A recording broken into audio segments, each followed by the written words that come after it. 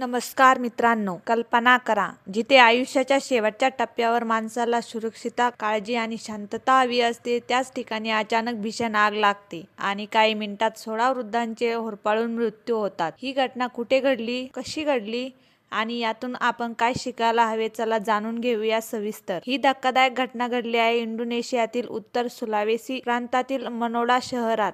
इथे असलेल्या एका वृद्धाश्रमाला रविवारी संध्याकाळी अचानक भीषण आग लागली. आग इतकी भयानक होती की वृद्ध झोपेत असताना संपूर्ण इमारत आगीच्या विळख्यात सापडली. या दुर्घटनेत 16 वृद्धांचा होरपळून मृत्यू झाला तर 15 जण गंभीर जखमी झाले आहे. स्थानिक पोलिसांच्या माहितीनुसार मृतांपैकी 15 वृद्धांचे मृतदेह घटनास्थळीच सापडले, तर एक वृद्ध गंभीर अवस्थेत बाहेर काढण्यात आला, पण उपचारादरम्यान त्याचा मृत्यू झाला. प्राथमिक तपासात इलेक्ट्रिकल शॉर्ट सर्किटमुळे आग लागल्याचा संशय व्यक्त केला जात आहे, मात्र नेमकं कारण काय होतं याचा तपास सध्या सुरू आहे. या घटनेनंतर वृद्धाश्रमातील अग्निसुरक्षा यंत्रणा कार्यरत होती का? आपत्कालीन बाहेर पडण्याचे मार्ग होते का?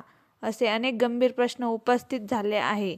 वृद्धाश्रम म्हणजे फक्त इमारत नसते, ते वृद्धांसाठी शेवटचं घर असतं. अशा ठिकाणी जर सुरक्षितताच नसेल तर समाज म्हणून आपण कुठे चाललो आहोत? ही घटना फक्त इंडोनेशियातील नाही तर संपूर्ण जगासाठी एक इशारा आहे. वृद्धांच्या सुरक्षेकडे दुर्लक्ष करणे हे थेट मृत्यूला आमंत्रण देण्यासारखं आहे. तुम्हाला काय वाटतं? अशा ठिकाणी सुरक्षा नियम अधिक कठोर व्हायला हवेत का? खाली कमेंटमध्ये तुमचे मत नक्की सांगा. व्हिडिओ माहितीपूर्ण वाटला असेल तर लाईक करा, शेअर करा आणि चॅनलला सबस्क्राईब करायला विसरू नका. पुन्हा भेटूया अशाच महत्त्वाच्या बातम्यांसह. धन्यवाद.